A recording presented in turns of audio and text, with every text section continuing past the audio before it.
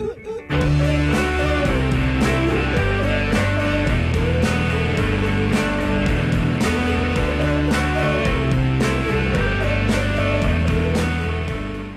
the interruption. I'm Sam Mulberry, joined by Annie Berglund. Annie. We have made it past exam 1. We're now, partway through unit 2 of CWC. We're into the Middle Ages. So we thought it would be a good time to do a webisode just to kind of recap medieval stuff. So what do you have for us? Yeah, well, Sam, I'm curious about the first exam. Were there any big takeaways from it? What went well? What could students have maybe done better? Yeah, no, I really thought the first exam, generally speaking, went pretty well. I guess I would have 3 pieces of advice. Now, oddly, these are the same 3 pieces of advice I said before exam 1, but these things are perennial things to work on. First one is managing your time. It was clear looking at the essay questions that a few of you sort of ran out of time. Either ran out of gas or ran out of time. I'm guessing it's ran out of time. So you didn't get as much into the essay as you probably wanted. So I would say, maybe even cordon off a chunk of time and say, okay, I'm going to spend 25 minutes on the essay question. So when the exam starts, set a little timer for 50 minutes and say, okay, I'm going to do everything I can. And then when that timer goes off, I know I need to be ready to work on the essay then, because I need to make sure I have enough time. Or 25 minutes might not be what you need. Maybe it's 20, maybe it's 30, but like making sure you have enough time. Or the other option is to start early on the essay question. The other things that I would say, this is mostly in terms of kind of the written pieces, either the connection questions or the essay questions, is answers are stronger the more that you use specific details. The more you speak in generalities, the more kind of what you're trying to say gets washed out. So using examples from the reading, using details from the films or museums, all of those things are the things that make your answers particularly strong. I would say in the connection questions, sometimes things just weren't explained enough in the writing. Like you really need to, if you're talking about a philosopher or a theologian, you really need to talk about their ideas. It's not enough to just say, this person was important because they had a lot of important ideas. Well, that's true of almost everybody we're looking at. You need to make sure we're really fleshing those things out. And then last thing I would say, and this is more on the essay question, is make sure you're really reading the whole essay question and go back and look at your essay and say, have I answered every part of this question? Because it breaks my heart, but every time I grade those, there's times where it's like, this is a really good answer. You didn't answer this last part of the question though, so I can't give you, full credit, or you fall below, say, an A on this answer because you just didn't address this part of the question. So make sure you're doing that. I think those are things that will help you out as we get to exam 2. Annie, we've moved on to the Middle Ages. So let's even think about that phrase, Middle Ages. Why middle? Why is this a misleading term, or perhaps even a dismissive term of this really important historical era?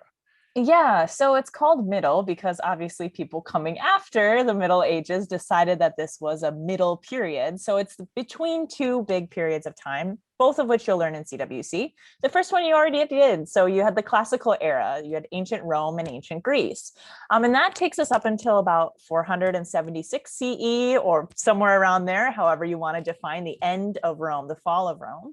And then we have this stretch of about 1,000 years until the 14th century.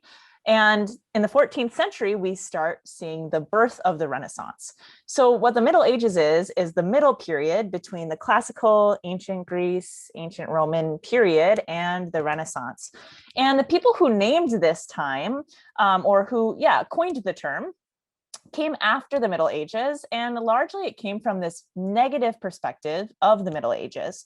So you haven't learned about Renaissance humanists yet, so I don't want to get too far ahead, but essentially they looked back over that span of 1,000 years and they said, we want to emulate Rome. We want to do what ancient Rome and ancient Greece were doing, right? That's our legacy.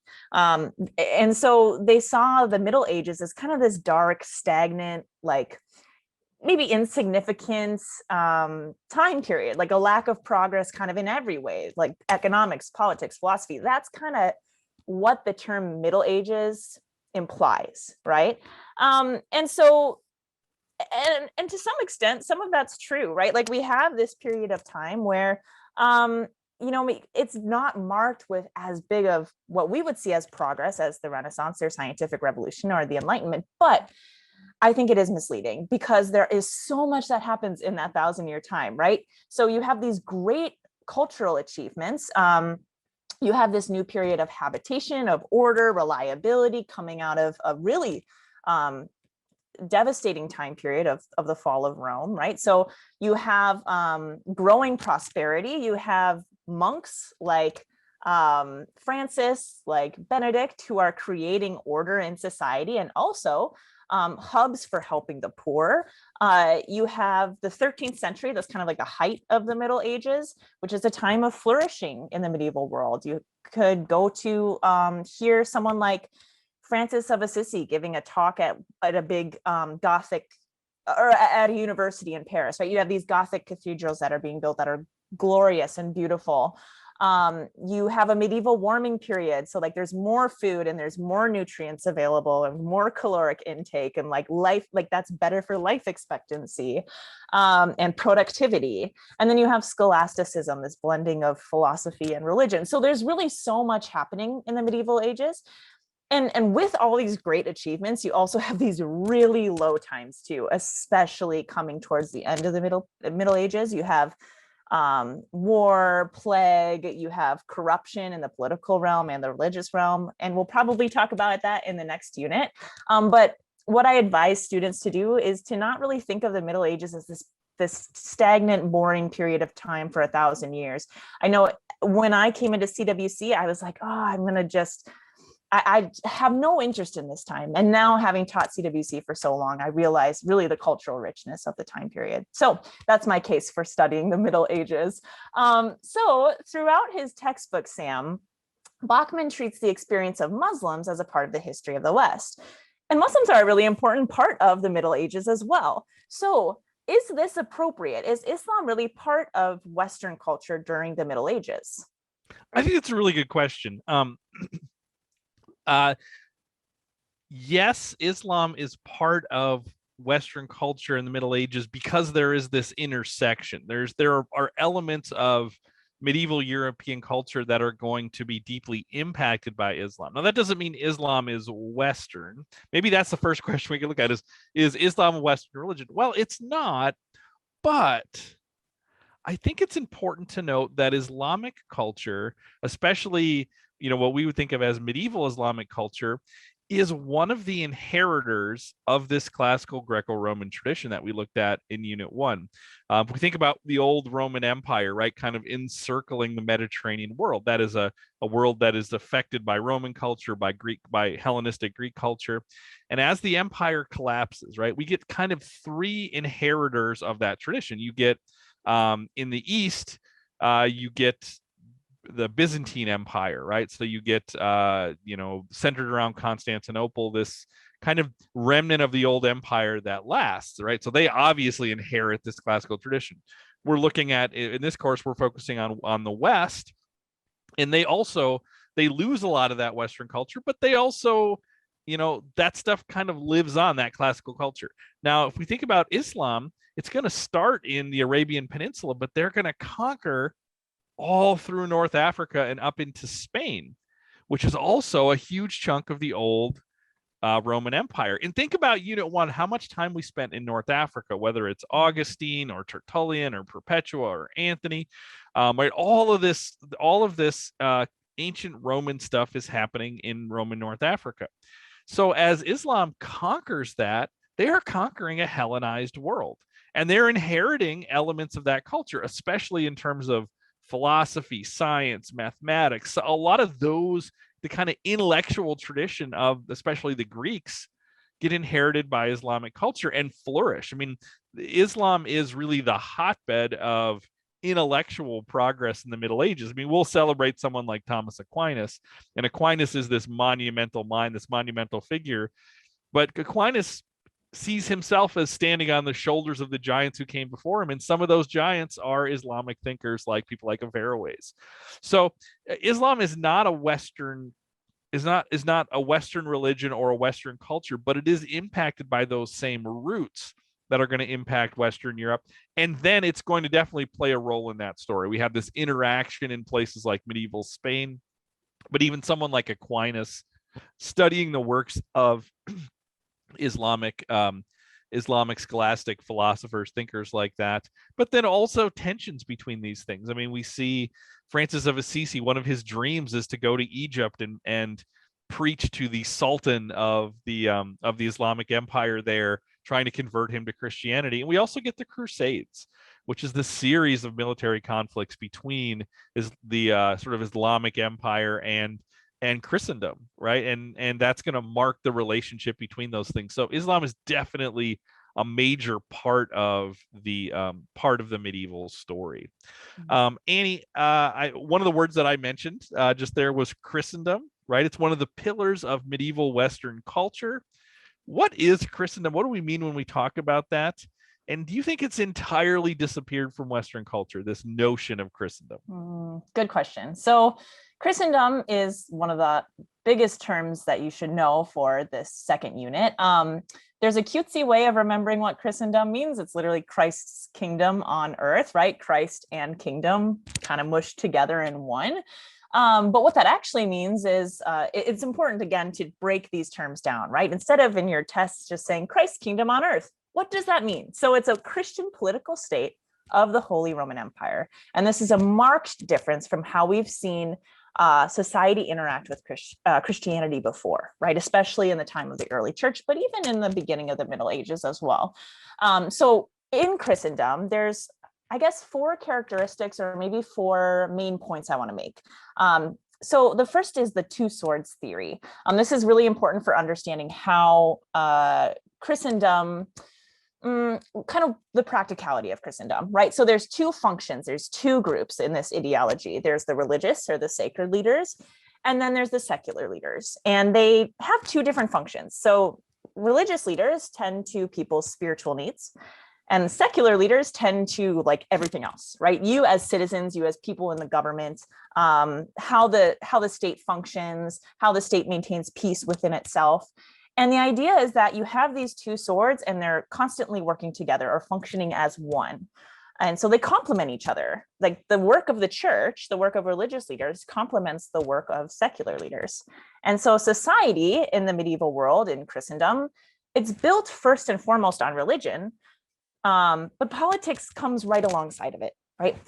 So that's kind of the first idea, 2 swords theory. And the second idea is that there's this hierarchy in the medieval world, and God is at the center and at the top of each of these hierarchies, whether it is a secular hierarchy or like a political or economic hierarchy. If you think of like manorialism or feudalism, so order in economics and politics or the military, or order in the church or order in universities, like it doesn't matter.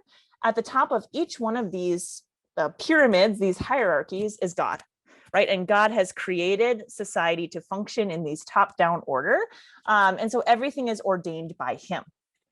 And a third kind of a result of this is that you have varied responses to Christendom. You have collaboration, you have coherence, but you also have some competition too. And so there's tensions that are building throughout the medieval period, throughout this 1,000 years of Unit 2. And you'll see fights and warfare kind of flare up throughout this time. You'll see a pope attempting to take over political decision-making, popes owning armies, right? You'll see like secular rulers appointing religious rulers. So it really is this marrying of 2, and there tends to be a competition of, well, which one has more power, which one has more authority, prestige, perhaps even wealth. And so number 4, my 4 point, is that there's the result that if political leaders are God ordained, then what we see is the Catholic Church kind of becoming this unifier in Europe. And there's not really a single state or government. It's more like kings and leaders. They're all underneath the church. And this is uniquely medieval. But your second part of the question, how does this connect to today? I think that there's lingering parts of Christendom even today in American life, even in the 21st century. You see the power and the wealth and the prestige of the Catholic Church. The Catholic Church itself is like, there's like 100 or 100, sorry, not 100 billion, 1 billion people like within the Catholic Church, right? Globally. So it has extreme power and authority around the world, clearly has authority in the US. So does the evangelical church, which is growing in authority as well. And we see how even recent politics, court decisions, it doesn't like any part of political society, there's always a question of politics and religion. Like, how much married should they be? And how can you really divorce somebody from their politics or from their religious background, even if there's somebody who's elected to a position in the government? And so there is this really big influence in politics, certainly in campaigning, in fundraising, in who you're trying to win votes for, right? And so even though we live in this post-Enlightenment time period where like we value the separation of church and state, it's like what we're founded on, right? This is a good ideal function of our democracy. It's really hard to say if it's always the case that they are separate, right? And so I think that even though we're quite different from the medieval model of Christendom, there's still kind of some lingering parts to it. So speaking of medieval life, Sam, the central exhibit in our medieval museum has to do with medieval theology and the practice of sacraments, another important part we haven't touched on about medieval life yet. So what do 21st century Protestants tend to misunderstand about sacraments? I really like this question, and I'll put my cards on the table. So I grew up Catholic. I was raised Catholic, went to Catholic schools all the way up through high school, and then I came to Bethel as a student. So I grew up in sort of a world of definitely not medieval Christianity, but the kind of remnant of that. I think the contemporary Catholic Church definitely has some theology which touches on those things, and I think there are some powerful elements, especially to medieval Christianity, that I think we can learn from. For one thing, with the sacraments, is if we think about the sacraments, they are these sacred rites or rituals of the church that, going all the way back to Augustine, right? Augustine argues that the sacraments are channels of God's grace, right? That we receive God's grace through the sacraments, God's saving grace. So, but if we think about the actual sacraments, things like baptism, communion, penance, marriage, ordination, all of these things, like there is also like a practice to it, or a physical element to it. So part of what they point to is sort of embodied Christianity. If you think back to Unit 1, one of the things I was warning against is like, if our Christianity gets too sort of Gnostic, too kind of denial of this world, denial of the physical, and it's really just about spiritual things, it's like, I think we miss something there. We miss elements of creation and this world being God's creation, right? So there is this sort of embodied element of Christianity that I think is important to the sacraments, that I think we could, as 21st century Protestants, we could definitely learn from. Another idea is that for medieval Christians, for them, sin really matters. The effects of sin matter. So because of that, when we think about the medieval idea of the sacraments, the medieval idea of grace, is that grace is first and foremost about salvation, right? We are saved by grace, and grace comes to us through the sacraments. But for medieval Christians, grace is about something else as well. It's about salvation, but it's also about purification.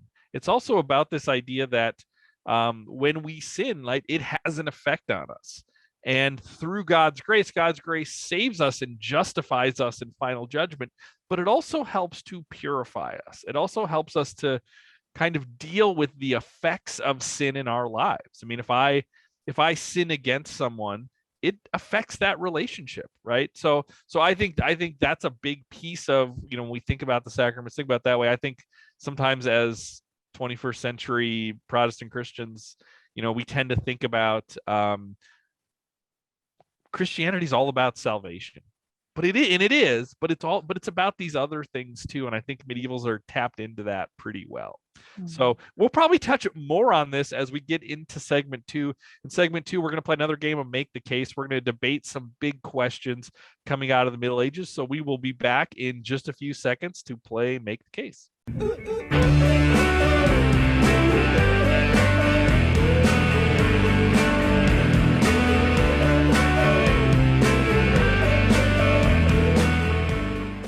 back to segment 2. Annie, we're going to play another game of Make the Case. We have 3 questions that we're going to debate. Neither of us know right now which side of this debate we're going to end up on. We're going to randomly choose those. So why don't you tell us what the first question is? Yes, so Thomas Aquinas is the greatest Christian theologian since Augustine. True or false? All right, Annie, I have envelopes here. Do you want my left hand or my right hand? Give me your left hand. All right, you're getting left, and whoever gets true goes first. So, ooh, the big reveal. If I can get this out of here,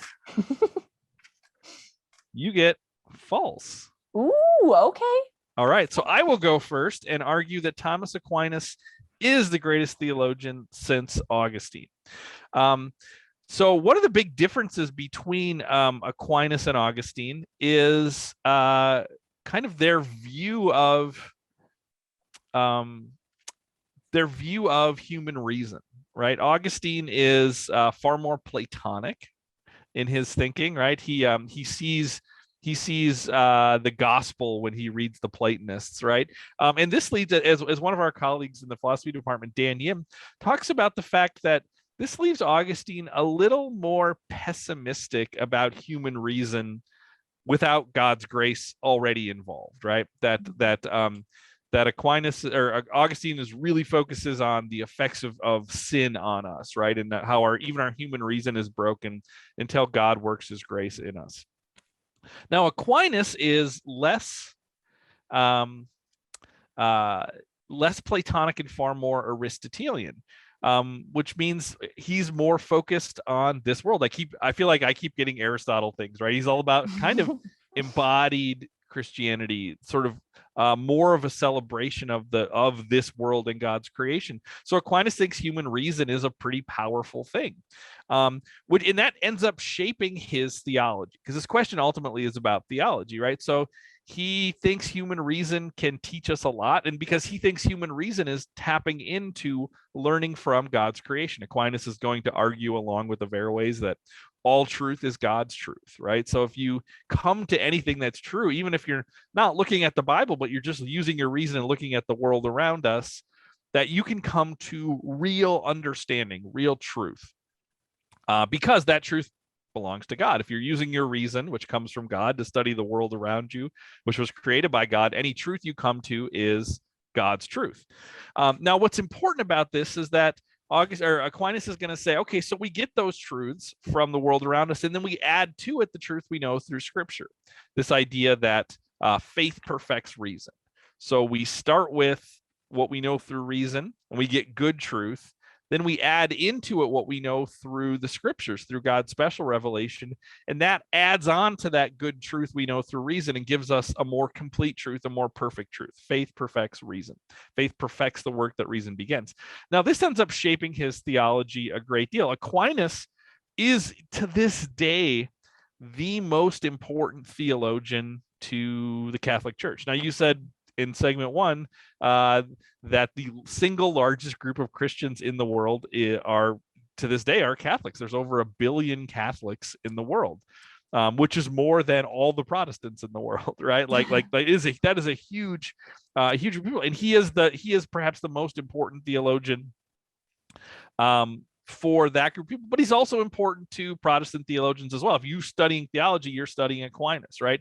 Aquinas is and because he's Aristotelian, it shapes the way he thinks about how you would answer any theological question. He's going to look to Scripture, but he's also going to look to reason, going to look to the world. So again, growing up Catholic, I remember, when I was in high school, we took classes on ethics, and I didn't realize it at the time, but they were very Thomistic ethics. When we studied questions like, euthanasia, doctor-assisted suicide, that was a big thing in the 90s.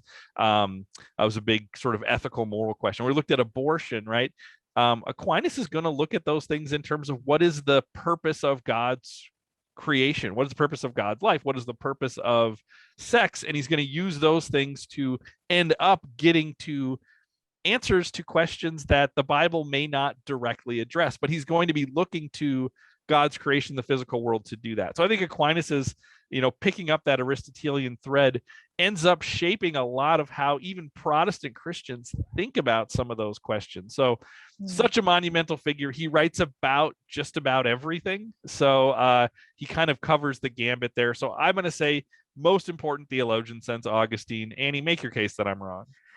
Man, that's a really good case, Sam. Certainly, like thinking about the 21st century and Catholic beliefs about kind of like suicide or birth control, like you were saying, homosexuality, like all of that is rooted in Aquinas and his natural law and ethics.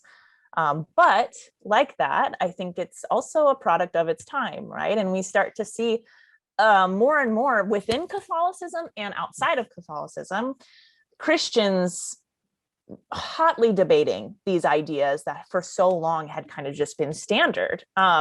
These ideas that many of which started with Aquinas or were written down and made available through Aquinas. So while I think he's very important, I'm going to argue that one of those big groups where a lot of these ideas are hotly contested is Protestants. So you mentioned that Catholics, we both mentioned, this is the biggest Christian denomination in the world.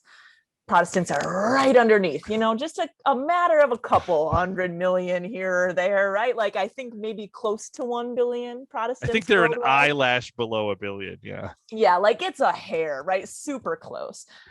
So, and only growing, right? So, my alternative suggestion would be the person who, like, if we're thinking of Aquinas as being like the theologian of the Catholic Church, I think the theologian of Protestants is Martin Luther.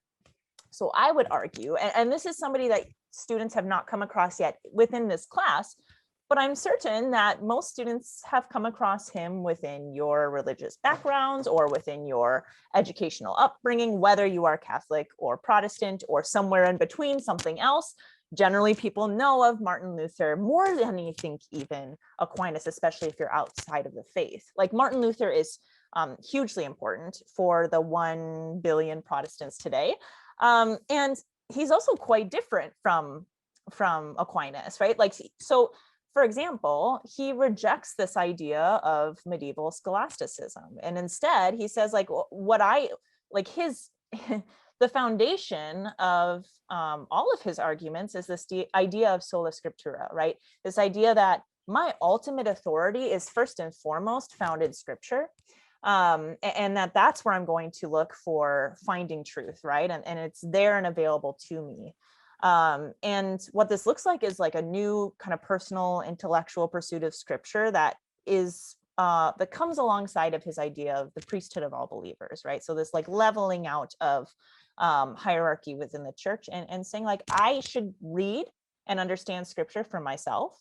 And as it is the ultimate authority, my first place I go to if I have a question about life, right? And so I think it's important for that kind of shift and clearly a difference in that time period from Catholicism and the burgeoning Protestant church. But also he's important because he started his own thing, right? Like you have Aquinas, who is bringing together all of this theology of the Catholic Church and building upon it, and clearly influential in that way. But he's adding to discourse that's already there. Where Martin Luther, though he has some predecessors, he's largely starting this on his own. And he made a whole new tradition out of it. Like he created, for the most part, like Protestantism, right? Like he is the one known for breaking apart and starting a new thing, a new religious tradition. So that's my case for Martin Luther. You'll learn more about him in the next couple weeks, I suppose, or yes, it's coming up right after the right after the Renaissance. Yes, so he's just around the corner. I would say he's the most important theologian since it's hard to argue with that case. Annie, our second question: the 14th century is the worst century in human history. True or false? Which one do you want? Right. All right, you're going to take the right hand. And again, we'll have true go first. if I can open this up, which I'm very much struggling with. Here we go. So you are going to be arguing true. So you get to go first. Tell us why the 14th century is the worst century in human history. All right, if there was a century that I would never want to be born into, it would be the 14th century.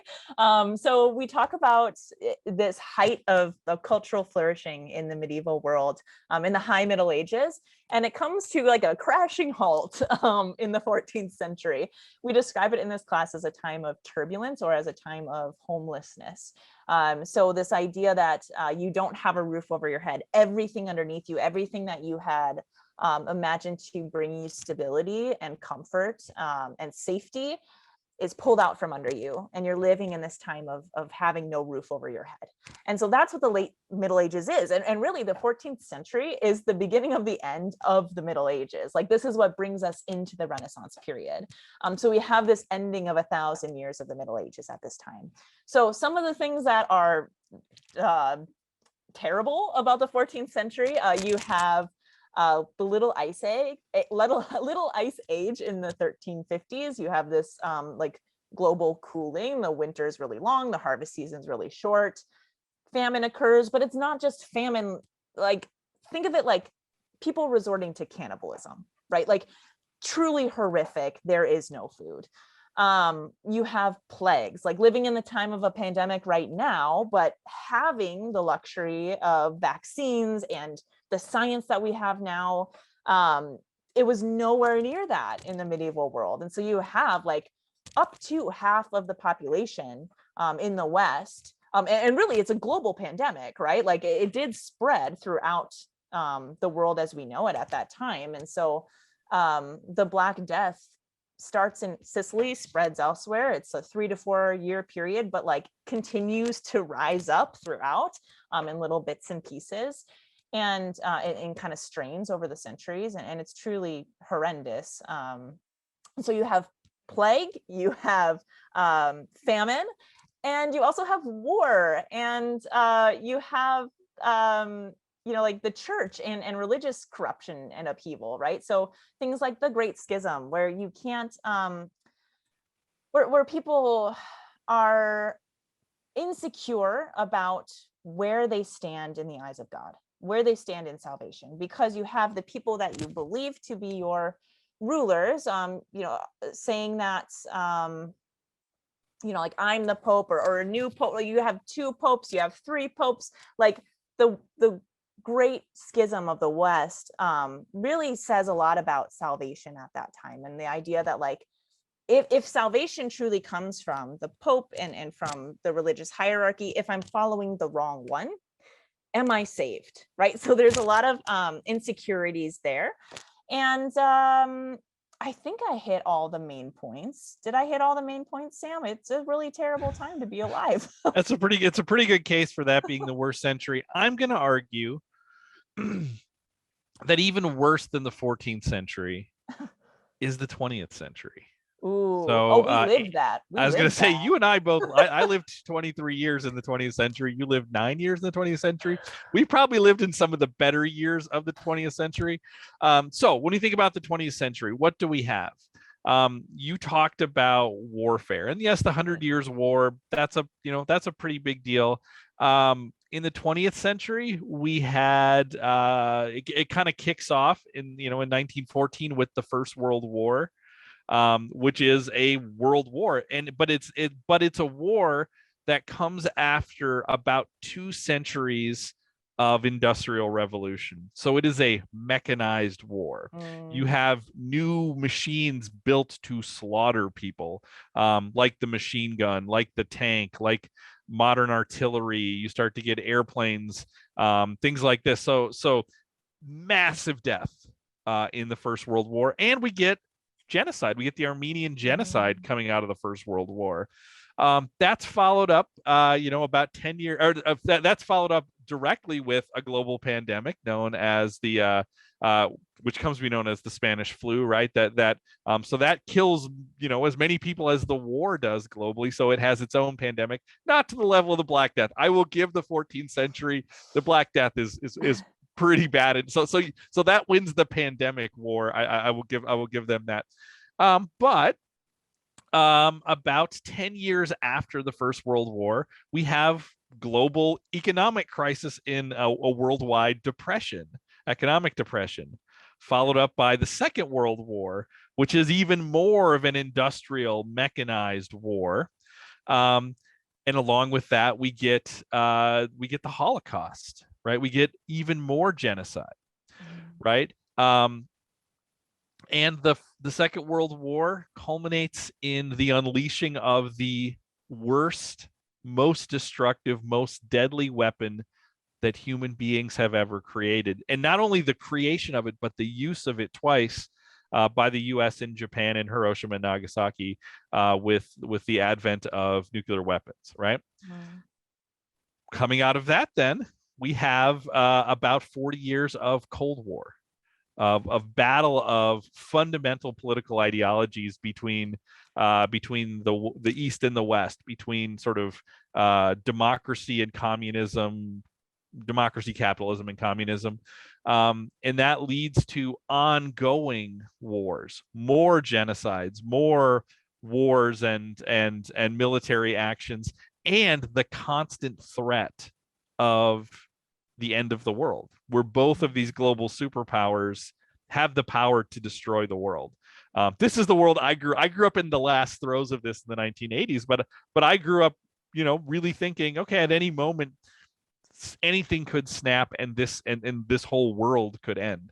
And then in the late 20th century, you get more real medical crises. I mean, we don't talk about it as much anymore, but like the AIDS epidemic in the US, but the AIDS epidemic globally, the AIDS epidemic in Africa is a big deal. Plus, you also get you get sort of the heightening of segregation. Yes, slavery ends at the end of the 20th or the end of the 19th century, but you have racial segregation in the US. You have things like apartheid in Africa and South Africa.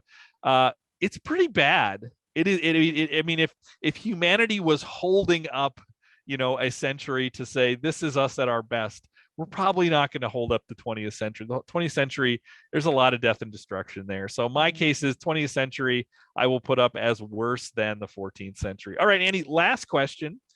No envelopes for this one. We talked about this a little bit in segment 1. What is the biggest lesson that you think 21st century American Christians can learn from medieval Christians? So pick whatever you want here. Make your case. What is the most important thing we can learn? Yeah, I think the most important thing for lessons learned, both in a positive part of the lesson and a negative, is the idea of order and hierarchy, especially within the church. And so I think when you have 21st century American college students coming in and learning about the medieval world and learning about hierarchy, or, before, when you were in high school and you're in middle school, it's easy for us to look at political, economic, religious hierarchy from our lens now, and to say this is unequal, it's unfair, like there's no mobility, like mobility in life, in class is really important, a bedrock of American life, of being in the American Democratic Republic, right? So like having the ability to better yourself is found really important to us. But we need to think about this in context. And so what I think that this provides is a really important lesson, that the medieval church was coming out of this period of homelessness, right? Out of the 6th century, the 5th century, when the fall of Rome happens. And the majority of the population at this time is illiterate. The majority is uneducated. The majority doesn't also have a lot of time to pursue a lot of intellectual avenues. And so you have these more localized economies, agrarian societies that are reemerging. And with that, you have a lot of small warring factions and tribes. And what happens is that you start to see this creation of a hierarchy happening in the medieval world. And what's important about hierarchy is that it does create this period of habitation again, right? And we start to see, people understanding that this is my place in society, this is my place in politics and economics and in religion. And I feel comfortable there, and I can rely upon the authorities above me to guide me through life, right? Or to guide me through scripture, or to guide me through things I don't understand or don't have access to. And so really, this is a time of like relative security, of relative order. So even though from our perspective, it looks like something that's stamping down individuals, for that time period, it actually made a lot of sense, especially if you're thinking about spreading the gospel. Like, to people that cannot read, it is really difficult to do that on your own and without access to books like we see more later, certainly in the Renaissance period. Like, it's important that you have people in place that are shepherding those below, right? Shepherding those that do not have access to this material. So I think it's important for students to understand the positive aspects of hierarchy, but also I think it's important contextually for us to understand, as we have lingering hierarchies to this day. And sometimes hierarchy is okay. Like, it functions. We still have it in society today. Like, when you go to university, like, there's still a hierarchy in place. When you go to church, you still have religious leaders that you look to trust and interpret scripture for you. So it's there and necessary in a lot of ways, but also maybe push back on it sometimes, right? And that some aspects of hierarchy, especially embedded so deeply into a religious interpretation, can actually lead to really damaging ideas too.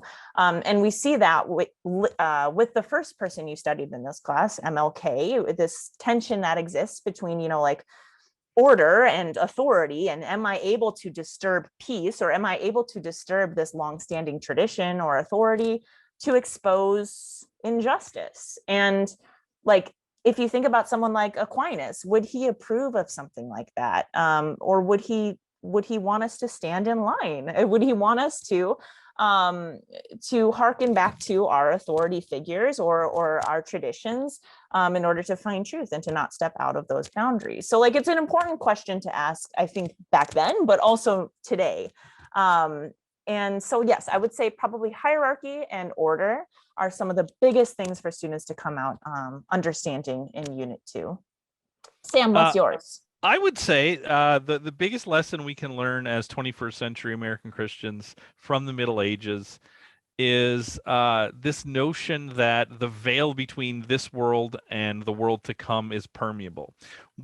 I'll use I statements, not we statements. I, as a 21st century person, am so deeply impacted by things that we're going to look at in Unit 3 of this course, things like the scientific revolution and the Enlightenment. I view when things happen that I can't explain, my first response is to think there has to be a rational explanation, a scientific explanation. If I were to go home after this and my wife were to tell me that she just had a vision from God and described something like Hildegard of Bingen, my first response would not be, oh, clearly God is speaking to you. I would say, okay, there's got to be, like, what really happened? Were you, like, did you eat something weird that your like body is having a weird reaction to? Are you on a medication? Like I would look for a rational explanation. I wouldn't jump to, God is really speaking to you. For medieval people, they're far more comfortable with thinking about this world as a haunted world. And I don't mean haunted like, ooh, scary. I mean haunted like, this is a world where the spiritual world and the world we live in intermix, where there is this sense that that God's hand can be active in this world. And the other thing is then that there is this connection between us and the people who came before us. Think about what we talked about the very first webisode when we talked about the theme verse for CWC. We talked about the cloud of witnesses, right? And how in Hebrews it talks about this notion that all the people of faith who came before us are now, up above watching us as we run the race that they run the race laid out for us. Medieval Christians really connect to that idea, and this idea that those people really are there cheering us on. And this leads to kind of their idea of like the saints. When a medieval person prays to a saint, they're not praying to the saint because they think that the saint is God or has godlike powers, but they're praying for intercession. They're saying, to the cloud of witnesses who are watching me run the race, could you pray for me? In the same way, if I had a crisis in my life, I might go to my friends, I might go to my pastor and say, could you pray for me? We feel very comfortable asking someone around us to pray for us. Well, a medieval person would do that, but they would also say, hey, if there's this cloud of witnesses looking down, why wouldn't I ask them to pray for me as well? Right. Mm-hmm. So there is just this sense that there is this, that this world is a world that is a mystical world, that touches and holds hands with the spiritual world. And I think as 21st century Christians, we sometimes let go of that too much. You know, we sometimes think that we're materialistic, and I don't mean like that means we want to buy a lot of fancy stuff. I mean, we think about this world in materialistic sense. This is a material world, that is a spiritual world, and the two do not mix. For medieval Christians, that wasn't the case, and I wonder how it would impact my faith, my Christianity, if I was more open to that. And I think we probably have something to learn there. Students, now it's your turn. So this is your Poodle response for tomorrow. So go onto the discussion board and post a Poodle video by 10 a.m. tomorrow, where I want you to talk, roughly for 4 or 5 minutes about what are 2 lessons that you, as a 21st century person, can learn from people of the Middle Ages. What did they get right that we might be getting wrong? Are there elements of medieval Christianity that you think we should or should incorporate more into our faith? So post a Poodle video where you're giving your answers. Make sure to watch Poodle videos posted by others. I think interacting with other people is a great thing. So that's due by 10 a.m. tomorrow. Annie, that's all the time that we have. We will be back in a few seconds to wrap up the show.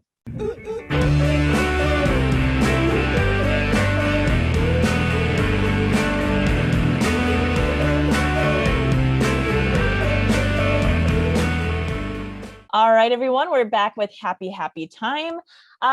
Today, July 6th, happy birthday to Sylvester Stallone, the actor, writer, and director, turned 76 years old today. Stallone broke into the public consciousness in 1976 when his film Rocky won Best Picture.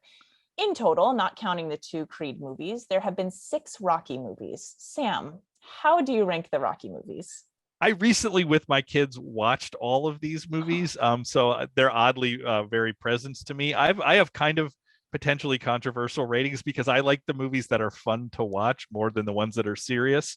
So my ranking, number 1 is Rocky 4 when he fights the Russian. Number 2 is Rocky 3 when he fights Mr. T. I think that's a very funny one. Here, those are pretty. People might agree with that. Where it gets controversial is my number 3 pick is Rocky 5, where he's like the old washed up Rocky with brain damage and trains a young boxer. It's the stupidest movie, but it's very fun to watch. Then I go Rocky 1, which won Best Picture, Rocky 2, which is like Rocky 1, but somehow more depressing because it's a lot like Rocky 1. And then finally Rocky Balboa, which is Rocky 6, I put at the end. That was too stupid to be fun. So if you have Rocky rankings of your own, let me know where you put them. But I go 4, 3, 5, 1, 2, 6. Yeah, I'm sorry, I can't contribute to this conversation. That's probably for the best. Annie, happy anniversary to John Lennon and Paul McCartney. The 2 musical geniuses met for the first time on this date at Wootton Fete 3 years before forming the Beatles. Lennon was 16, McCartney was 15. Annie, what is your favorite Beatles song? They were so young. Okay, my favorite, it's hard. There's so many. I love the Beatles. At my wedding, I had 2 Beatles songs. So my first dance with my husband was Till There Was You, one of the cheesy love songs. And then my dad and I, for the daddy daughter danced to All My Loving because I was moving away to Korea and it felt like I'll send all my loving with you. But I think this is cheating. I guess Abbey Road Medley would probably be my favorite. It's so good and I get lost in it every time I listen. And I think, maybe it doesn't start with Here Comes the Sun, but George Harrison is my favorite Beatle. So if I had to choose one song, it probably would be Here Comes the Sun because it's by George. Puts me in a good mood. It's happy. Yeah, I don't know. That's my take. So happy trails to 2 Christian martyrs who are 120 years apart. On this day in 1415, Jan Hus, I always say his name wrong, Sam, was executed by the Catholic Church. for the calls for reform. And in 1535, Sir Thomas More was executed by the Anglican authorities for his refusal to renounce Catholicism and recognize King Henry VIII as the head of the church. Sam, what are some good movies about Christian martyrdom? I just realized when I write these, they're always about movies because that's the thing that interests me the most. I would say 1966, A Man for All Seasons, is about Sir Thomas More. It won Best Picture, Best Actor, Best Director. Great movie. Watch A Man for All Seasons. If you're looking for other good Christian martyr movies, 1928's The Passion of Joan of Arc is one of the best movies I've ever seen. It's a silent film, and it's one of the great movies of all time. If you want something a little bit more contemporary, 2010's Of Gods and Men. Great movie about true story about Catholic monks who are killed in North Africa, or 1986 The Mission, if you want something about European Jesuit missionaries coming to the New World. The Mission is a great movie as well. So those are 4 good movies about Christian martyrs, and a killer soundtrack too. Yes. I mean, like a killer soundtrack. Can I also add Silence from 2016? Yes. I actually have not seen Silence, but I've read the book. That's a great one. Students, that's all the time that we have. Remember to email us if you have questions, s-mulberry@bethel.edu. Remember to make your poodle video. That's due by 10 a.m. tomorrow. And we will dive into the second half of Unit 2. Say goodnight, Stacy.